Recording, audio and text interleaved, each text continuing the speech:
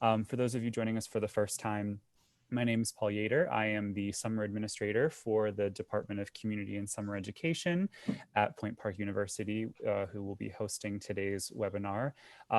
Very happy to have all of you here and be able to still connect throughout all of this craziness. So thank you for coming out and taking a chance on our class and wanting to keep learning. So thank you. My usual housekeeping items, just a friendly reminder that the session's being recorded. I'm going to throw some social media in the chat for you to go ahead and please feel free to share your experience.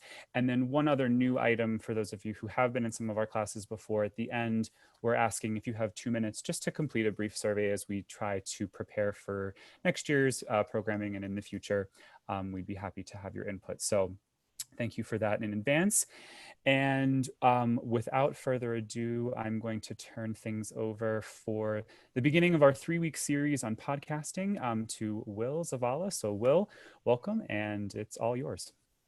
Great, thanks, Paul. This is the first of 3 parts, like he mentioned, and the first one, just to give you an overview, is looking at basically the basic elements of the podcast. It feels like a relatively new medium, and but I think we'll see that it's got some precedence. And then the second is going to be, we'll have a guest speaker who's been a successful long-time local podcaster. And then the third one, we're leaving a little bit open. Right now, the plan is to introduce basically how you might start your own podcast. It's one of the more practical or more accessible mediums for someone to start. And so it would be great to give you guys some orientation on how to start that. A little bit about myself. I'm primarily a documentary filmmaker, which I've been doing for quite a few decades. And early on, I got involved in sound for film. And so I was primarily hired as a sound recordist. And then a little later in my career, I became mostly a teacher. And one of my favorite classes to teach was audio production. This was kind of before the whole podcast phenomenon caught on. And so, so I'm particularly interested in doing very well developed sort of rich sound productions. That describes some podcasts. Other podcasts, as you know, I think people view that word differently just because they consume different kinds of podcasts. Some of them are just like 2 people talking. So anyway, but I'm kind of interested in really nicely produced films, or audio productions. So so that's what I've been doing lately. I have attempted to maintain my own podcast, but I'm generally pulled in too many different directions. But I think maybe in week 3, I can play you some of my own productions that I have on my little podcast. Okay, so for today, first of all, I want to talk about what are the elements of a podcast. And I say that from the producer's point of view, as opposed to like a listener's side. So a listener say, well, what's the basic thing about a podcast? Well, it should be interesting, or it should be funny.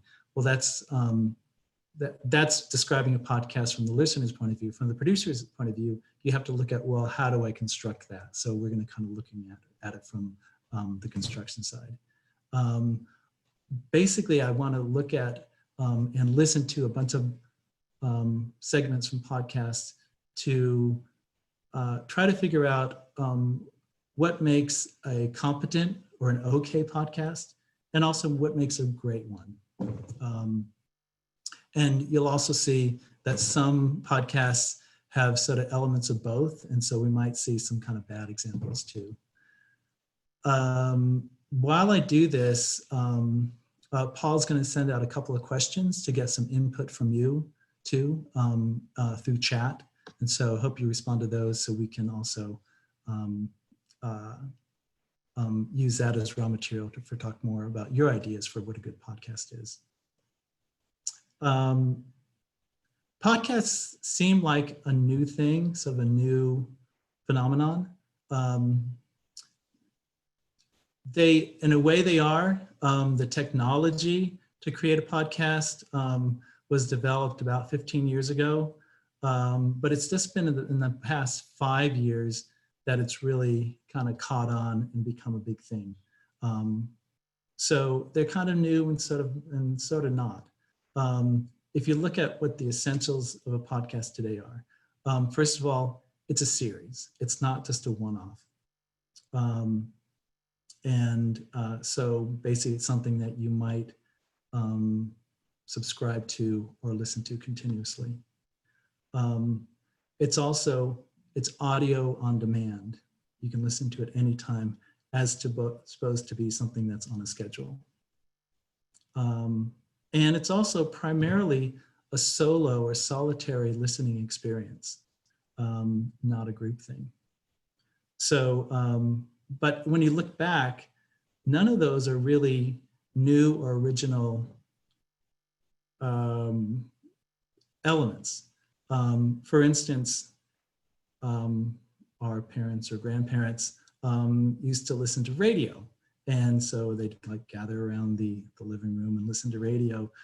So that was, and they listened to a lot of the similar kind of formats that we do now, like news related things, drama, comedy.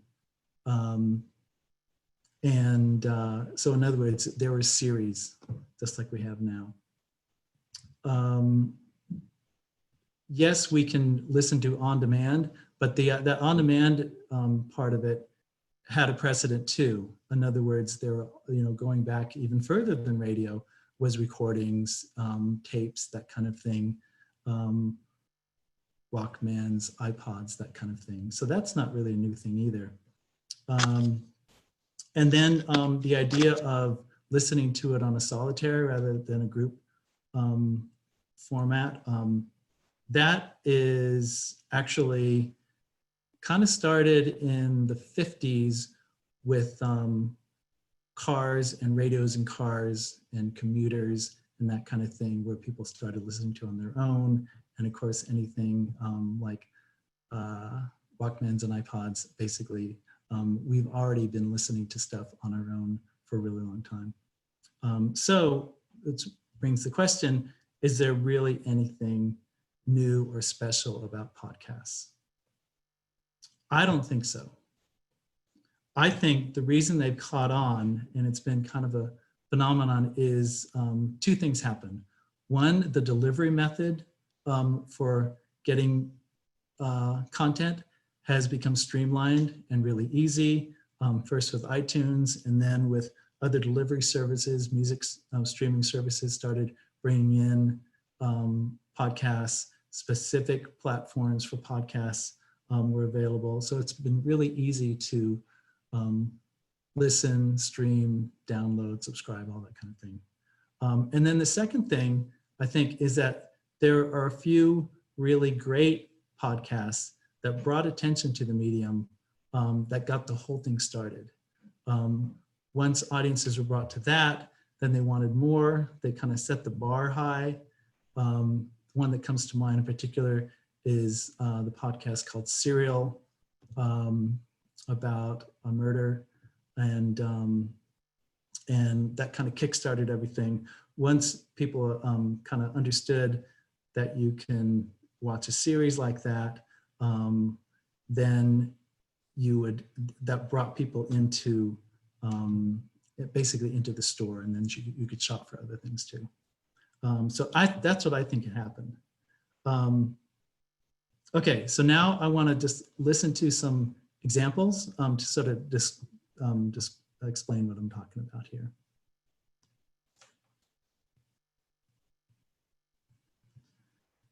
And I just need to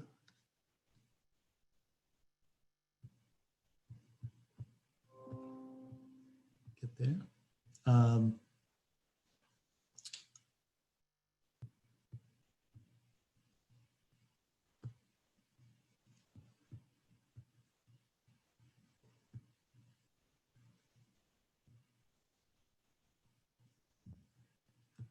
Okay, so first of all, podcasts have some kind of a format.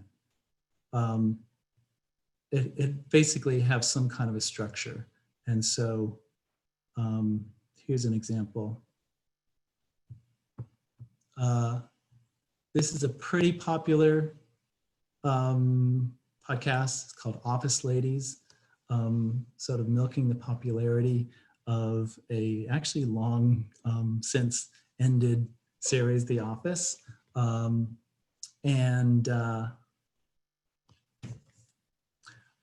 So here's what it sounds like at the beginning.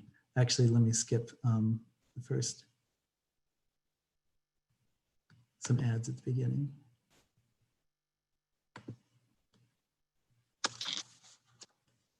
And now we're doing the Ultimate Office Rewatch podcast just for you. Each week, we will break down an episode of The Office and give exclusive behind-the-scenes stories that only two people who were there can tell you.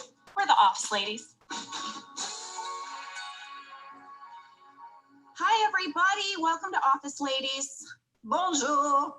Bonjour. I don't know. So it starts with some music. You get into it if you've listened to it before. Now you know you're back for the same kind of similar experience. And then about a half hour into it,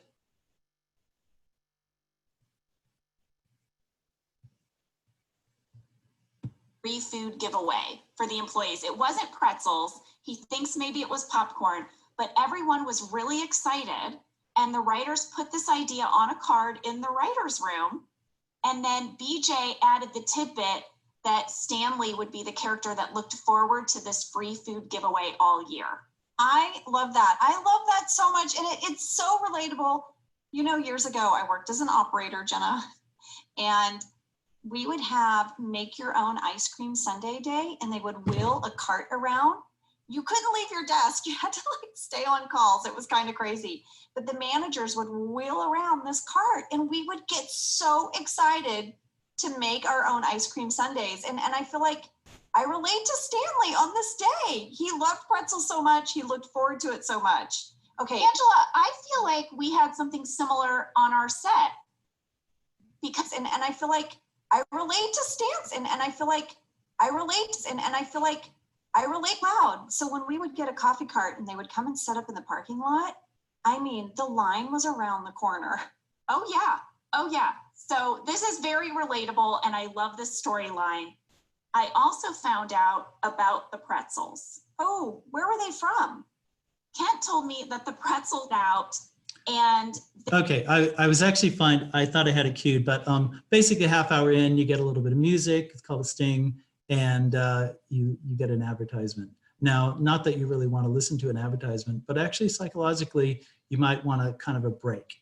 And so it becomes a format. So if it was, this is an hour and a half, there are some podcasts that just go straight for an hour and a half, but it's actually not such a bad thing to break it up. You can enter into new subject matter and that kind of thing. So they've got a structure. They also typically have a hook. And so what by that I mean, very early on, you need to give your audience some reason to continue with that. Sometimes it's simply star power. So if it means bringing on someone famous, you can be sure that name is going to get mentioned very early. This is from this a series called The Truth, and these are like little dramas, and this is how this one starts. The Truth. The Truth is supported by Progressive. Progressive has you covered when it comes to car insurance, starting with built-in savings, like discounts for being a safe driver. You can also save when you start your quote online or have multiple vehicles on your policy. In fact, drivers who switch and save with Progressive save $796 on average. Start a quote online and see all the discounts for yourself. Visit progressive.com today. National average annual car insurance savings by new customers surveyed who saved with Progressive in 2019. Discounts vary and are not available in all states and situations. Okay, here we go. This is, can you help me find my mom?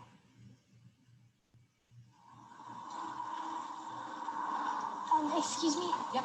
Can you help me find my mom? She has dark hair. She's blue eyes. Oh, I'm sorry. I gotta go. I can't. Excuse me? Yeah? Can you help me find my mom? I don't have time for this right now.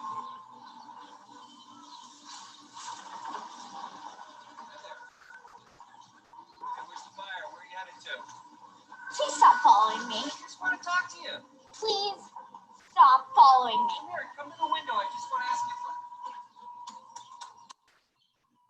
No, no tenemos de eso, lo siento. Excuse me, I need help. Vamos a mirar más tarde a ver si hay algo, pero no creo. Please.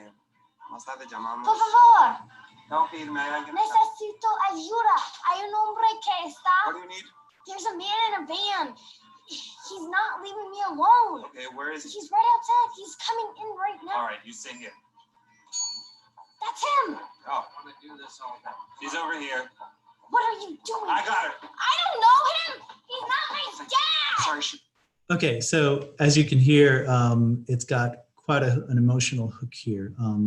And this, we'll send out the links to all this stuff, by the way. This ends up being sort of like a puzzle film. You have to figure out what happened here. So, but that's the beginning. So you'll always find that. The other thing is that a good podcast is going to have a mix of old and new. In other words, of familiar, aspects like the format, the host and that kind of thing, and also something novel or maybe unexpected or something like that to make it more interesting. There is a podcaster named Scott Carrier who does these very personal podcasts, and he also does photography. I think that's him right there, to go along with each of his episodes.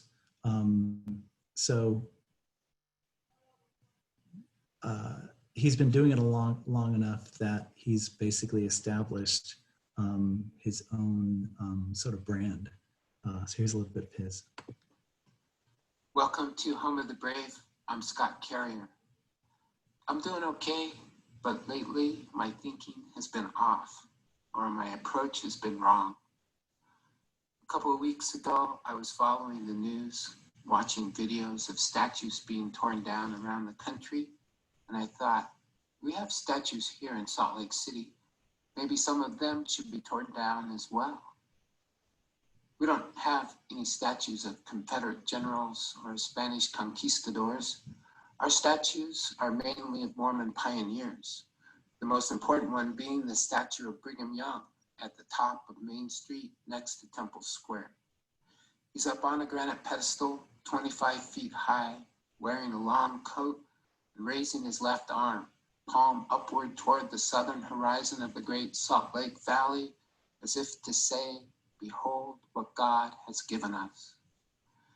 At the base of the monument, there's a statue of a Native American sitting down at peace, as if he also believes in this God.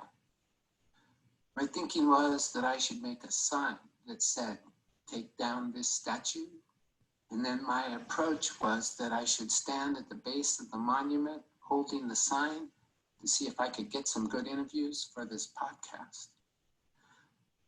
The monument is in the center of the city, but the area was somewhat deserted because Temple Square is closed and under major reconstruction.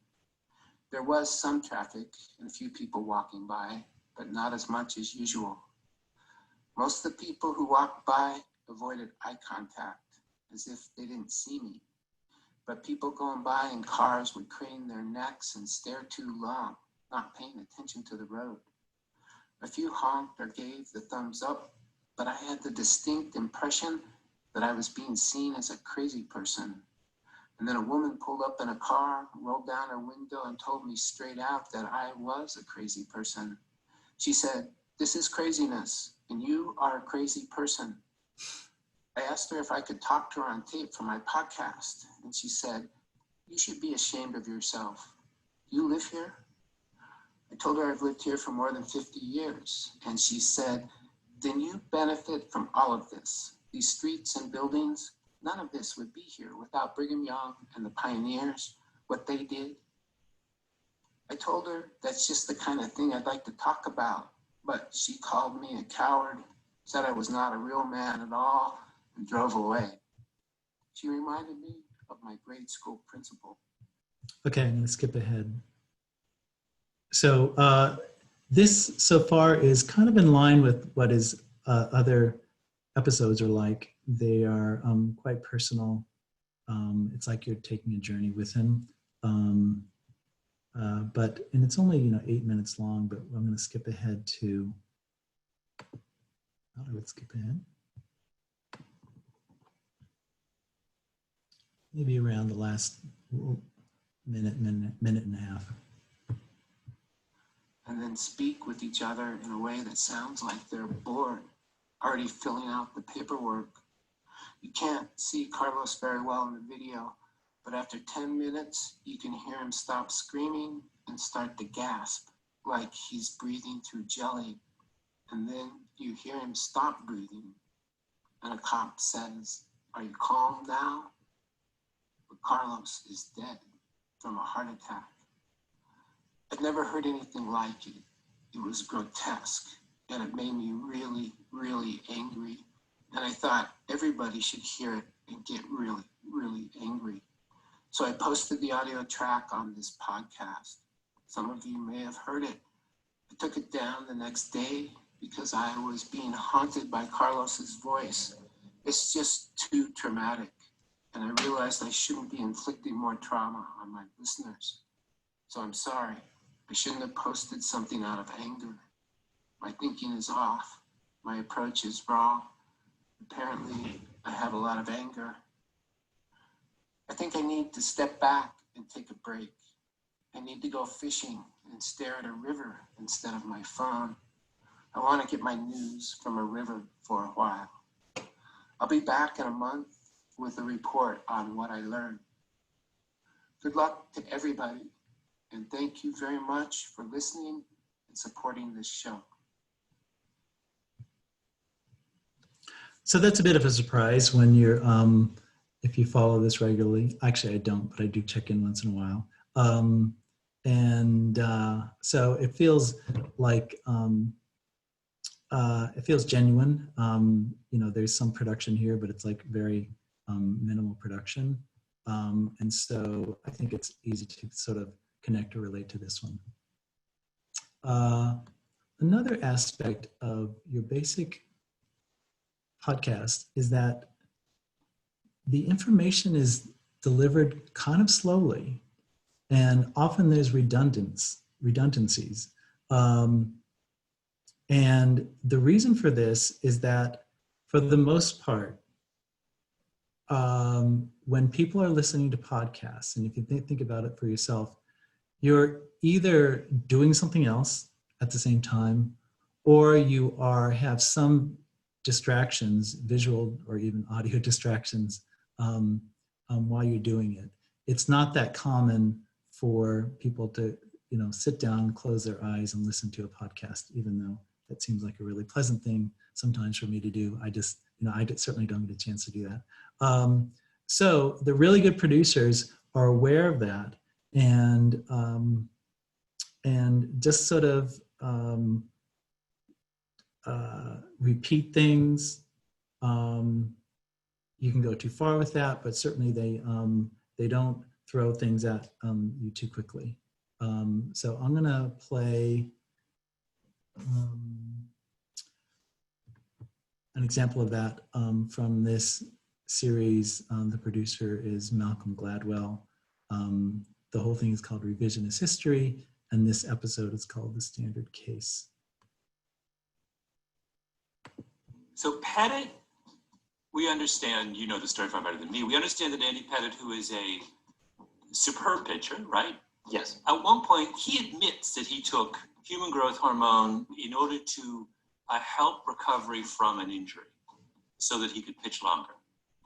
Is that in any way different from what Tommy John did? Kerry said he couldn't see a difference between the two. Pettit had an elbow injury, just like Tommy John. Pettit used cutting-edge medical science to recover from an elbow injury, just like Tommy John. Tommy John didn't have multiple surgeries to replace each of his body parts with a bionic upgrade. He did it once to recover from injury. Pettit didn't use human growth hormone on multiple occasions. He used it to treat a specific elbow injury. 2 to 4 shots over a single 7-week period when he was on the disabled list. And if you look at Andy Pettit's performance after he got himself injected with human growth hormone, it looks almost identical to his performance before he injected himself with human growth hormone. He briefly used performance-enhancing drugs to become himself again. Andy Pettit is Tommy John. Same case. Did you have an opinion on Andy Pettit? So if that was like an article written by journalists and submitted to an editor, the editor would be like scratching out a lot of that stuff as just being too wordy. And he even, doesn't even speak in a particularly fast way.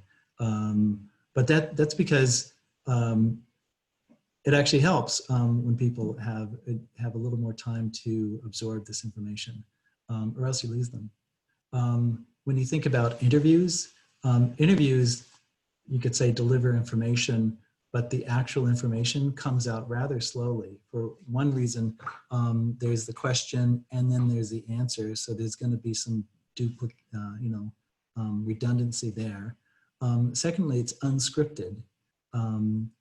Now, I think one of the strengths of this particular podcast, Revisiting History, is that it's very much scripted. Every word is written out, but he delivers it in a very conversational way. And so it seems quite natural. So you don't get that idea of it, that it's being read.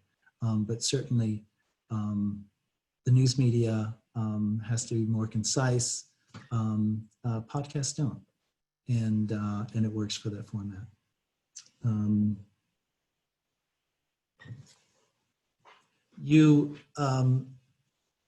I think you can go too far with this. There are what I call genre chat podcasts, where basically you have a subject matter that people will be interested in, and the format is basically just going to be 2 or maybe 3 people talking, and the people who are interested in the subject matter, they are can listen forever, basically. But it's not going to draw many people outside of that, just because it's a little bit too long-winded. Also, I actually played for that one called "Can You Help Find My Mother?" I just let it play from the beginning because I wanted to get an idea, or like remind us of how a lot of podcasts begin, but including those commercials. Here's another one. This one is it's a pretty popular podcast called "You Made It Weird." It's where this comedian, who's not particularly well known, interviews some pretty well known comedians. So it's been on impressively since I think 2011 or something like that. Here's the start.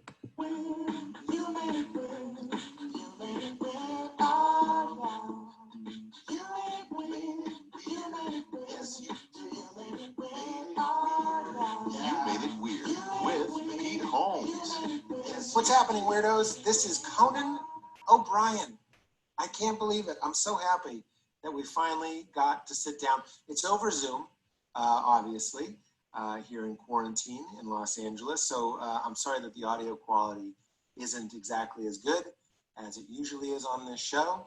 But I hope this is a bright spot in your day. I know a lot of people are dealing with cabin fever. I know people are working very hard. Our medical professionals are working very, very hard And I know a lot of people are dealing with anxiety and stress and depression.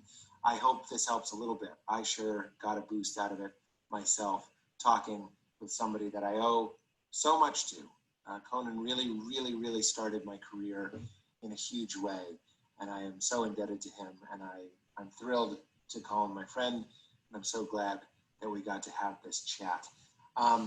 We are putting together a best of episode, so if there are any moments in this episode or any other episode after May 2018, this is going to be the third best of You Made It Weird. Go to our Facebook page or tweet it at Katie Levine. It's KT Money on Twitter. We're looking for specific bits, not just like lines, but like bits. Like a good example would be when Kenny DeForest was on and we did Yoker. Like that killed me. That made me laugh so hard. Not the Joker, but Yoker. We've just listened to the first minute 40. I have the same podcast. Fast forward to 9:58. And home. And home. Very hard on medical. And actually, I know you don't have a ton of. I went a little too far, but basically 9.5 minutes later, he was still doing the intro. A lot of it was just a commercial where he's plugging a product. And of course, you have to do that. But he went 9.5 minutes before you get the delivered guest, Conan O'Brien.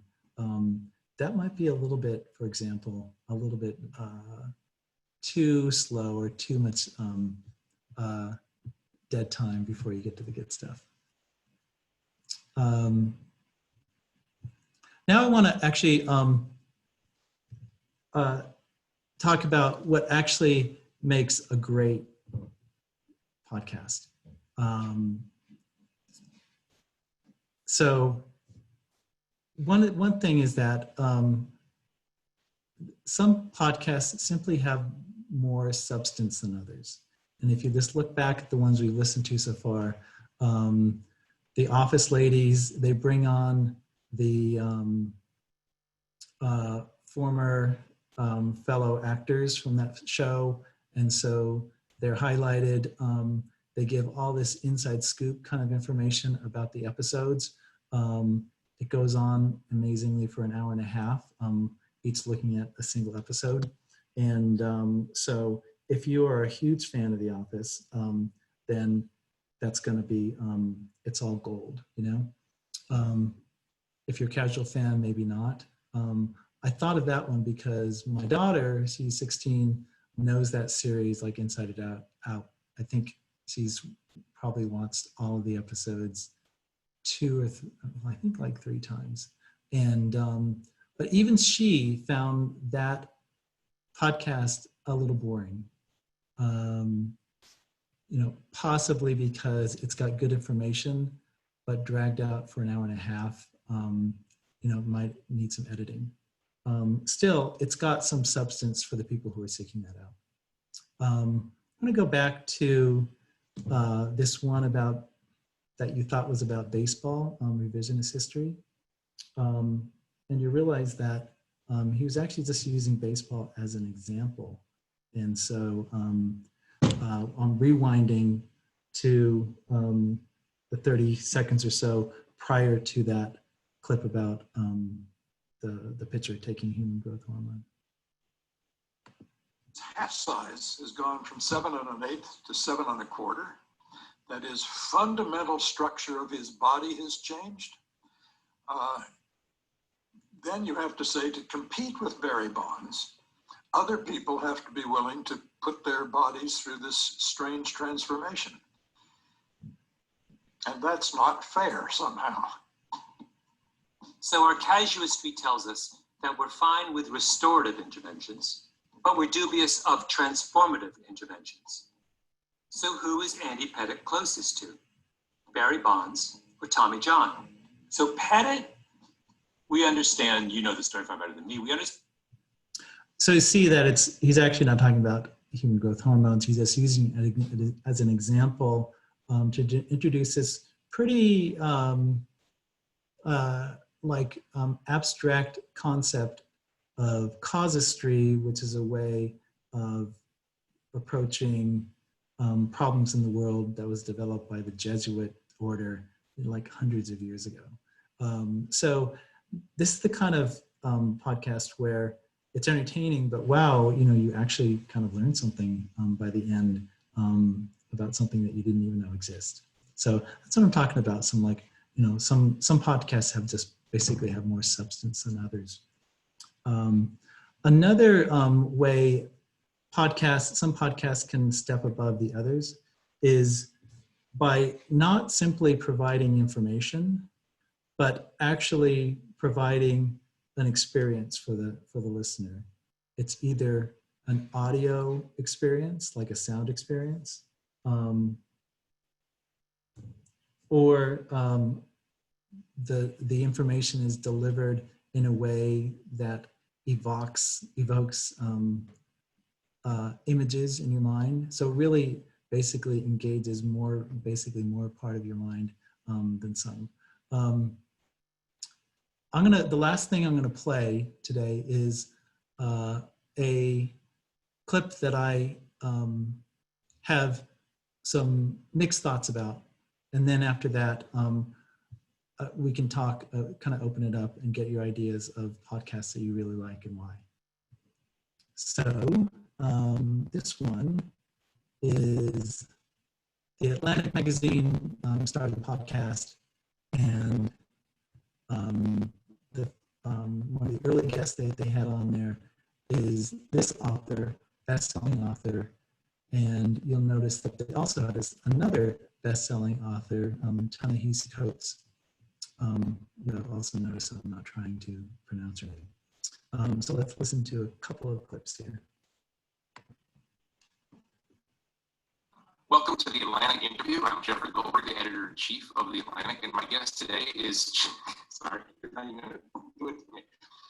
I'm Jeffrey Goldberg, I'm the editor-in-chief of the Atlantic, and welcome to the Atlantic interview. My guest today is Chimamanda. Okay, I'm going to explain what's going on here right now. So my guest, I'm going to just explain it real time. Chimamanda Adichie is my guest, but she keeps muttering the word chimichanga at me to just kind of screw me up. But her name is Chimamanda, and everybody knows her because she's a famous novelist. And we're here in Paris, actually, in a big hotel. We got our audio engineer, Jake, and I got our deputy assistant audio engineer, Ta-Nehisi Coates, sitting next to me. Ta-Nehisi is also a national correspondent of the Atlantic, but mainly just does audio. And he's just gonna sit in the corner and mutter at us. Chimamanda, welcome. Thank you. To the Atlantic interview.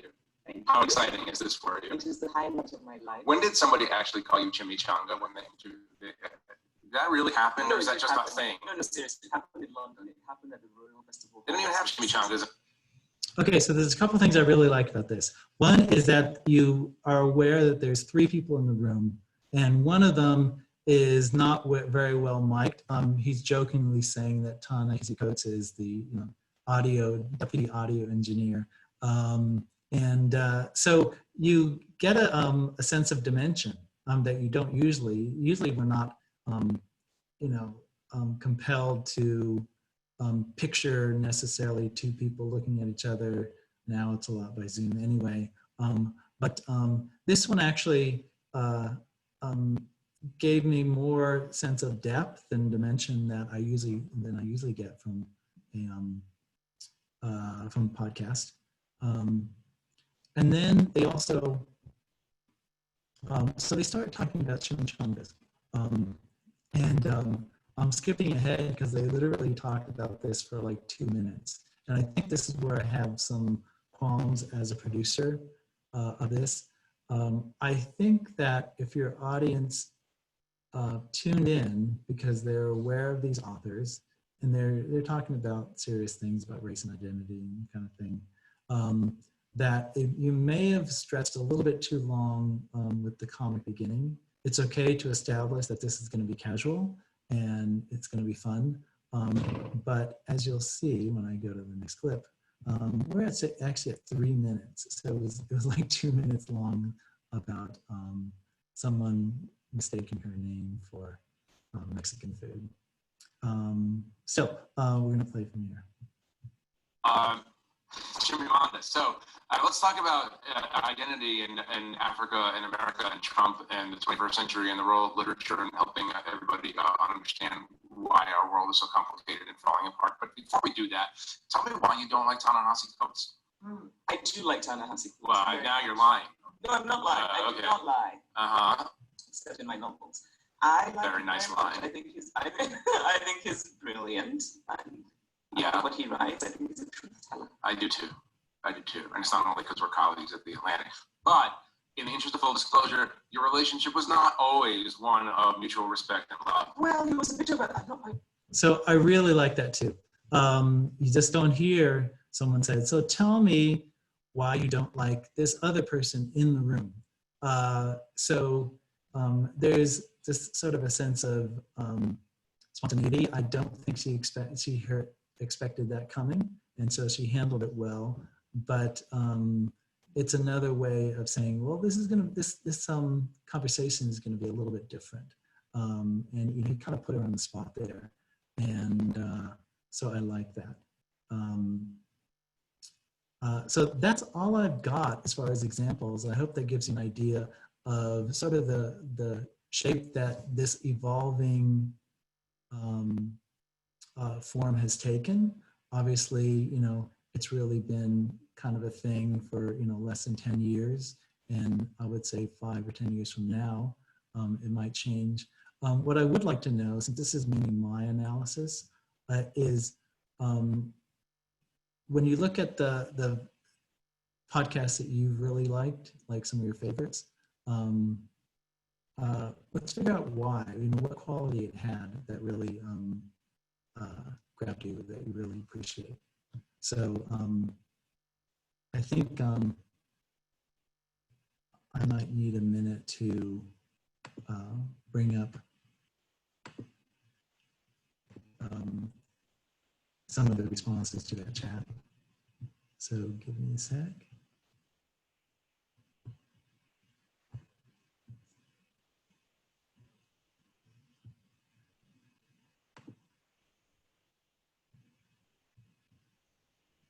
Okay, so now I'm looking at them. So the reason I asked 2 questions, what's the last thing you listened to, and then what was your favorite, is first of all, I want to get an idea of popularity,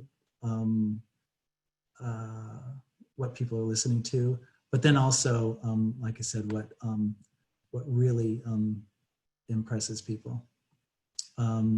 So one of them among the favorites is Ear Biscuits, Rhett and Link. I wonder if we can hear more from the person who did that as to what you like about that one.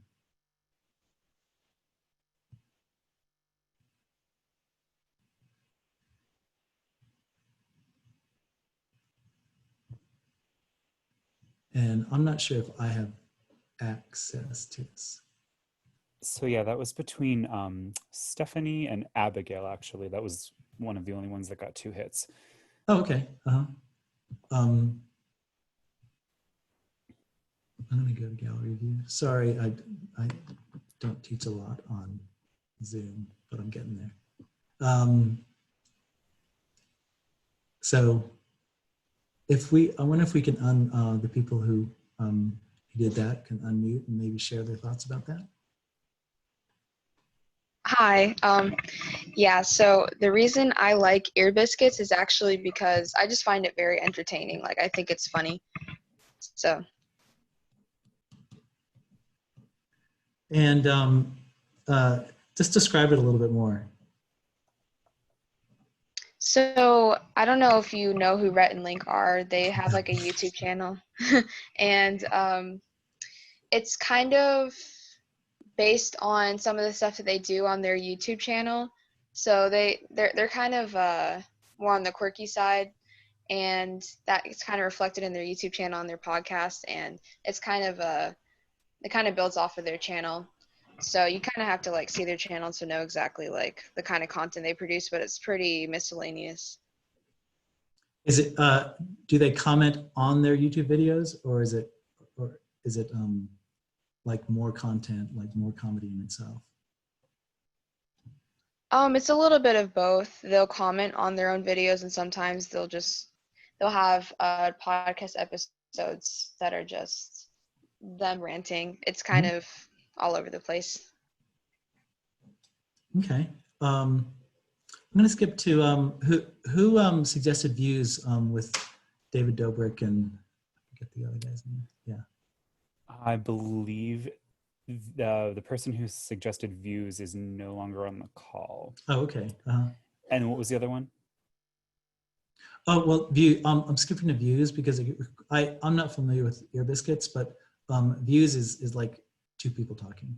And these were not celebrities to begin with, but they've kind of developed their own characters. And so just like on YouTube with podcasts, if you have some kind of regularity to this, you get to know these people. And so it's not the star power, it's just that idea that people are, first of all, opening up, because you can't just throw jokes at people, kind of like stand-up comics. There's some vulnerability there.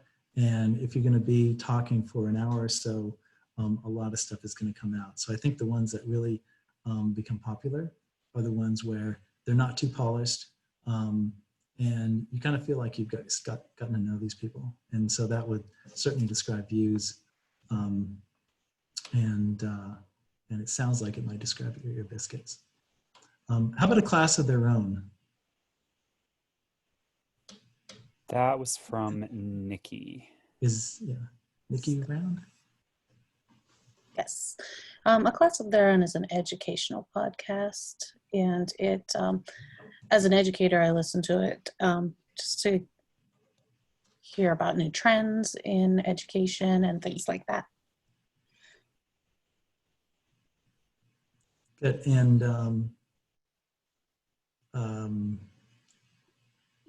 so what do you like about it? I just like to be able to learn from other educators, trends, ideas, their views on things. It gives me a little more worldly view on education and new ideas to try within my own classroom. He talks to different educators that have their own Instagrams and followers and YouTube channels, so that it kind of gives me a broader view of education. Yeah, I think that's becoming even more important because in the past, professionals would get together at conferences or, that kind of thing. And I think that's may become, more and more a thing of the past. So things like podcasts and ways to interact this way are even more valuable. How about a couple others? The Jacob's Pillow podcast series. Oh, that's a last listen. Yeah. Or how about that one? Yeah, that was Mariana. I think she's still here. Yes, hi. Sorry, my English is not the best, but I was listening. The Jacob's Pillow is about the story of the dance world, and it's awesome because it brings us a lot of information that we normally maybe we didn't have access. Great. How about Puto Lindo? That one is from Argentina. Is a lot of material of Fernando Peña, and he was, because he's already dead, and he had a radio program. So the podcast is to share and to keep alive all his thoughts, to reserve, and all the he was a right defender of LGBTQ community. So that is awesome to have the access already. So I I think it's kind of hard to define a formula for a great podcast because they can be really good in different ways. And particularly because it's a relatively new thing, it's an evolving art form. And it is more of an art form than just like a formula. As far as how you construct this, I think it's going to be really valuable next week if you join us to listen to Brian Coddington. He and some friends have a long-running podcast about movies called Cinema Maniacs. Do I have that right? I don't have it written down. And you'll be able to ask him questions. I'll ask him a few questions, but basically I kind of want to hand it over to you. We'll also send out or make available that, but he can play some clips also next Wednesday. So why don't we wrap it up, Paul? Okay, perfect. So thank you, Will. As I mentioned, I'm going to start a poll, if you wouldn't mind just giving us 5 quick answers to your experience with us, even throughout the summer. It doesn't have to just be about this particular class in general. And like Will said, we will go ahead and send everything out. I see, Mariana, that you've asked if we could write that down, and we'll make sure to get all the pertinent information out to you guys later on in an email with all of Will's information today. And anything else, Will, that they need to know for between Brian's upcoming portion or? Well, also, like we mentioned, I have a plan for the 3rd week, but I'm also going to be flexible on that. So if you want to request that we do this or that with that session, you could start as early as now. So. Okay, awesome. Yeah. Awesome, good. Well, we thank you very much, of course, for sharing your knowledge with us today. And again, I want to thank you all for coming and joining us yet again. So we'll hopefully see you in the next 2 weeks with Will's podcasting series. And then don't forget, we also have the 6th and final week of the digital content series, the last week in July. So we will look forward to all of those that are coming up.